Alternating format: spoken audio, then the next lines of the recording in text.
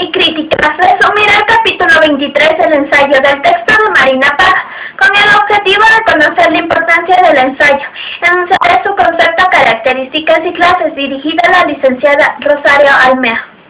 El ensayo es un texto en el cual se presenta un comentario crítico acerca de un importante tema de interés general. Sus características son variedad temática, brevedad, profundización del tema, estilo cuidadoso y amenidad en la exposición.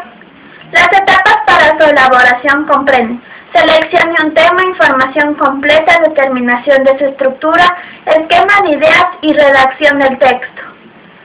Las clases de ensayos son ensayo digresivo, en el cual se exponen ideas esquematizadas; ensayo crítico, en donde se valoran las ideas; ensayo poético, es un escrito en prosa y lenguaje literario; ensayo argumentativo, defiende una hipótesis y está estructurada por introducción, desarrollo y conclusión.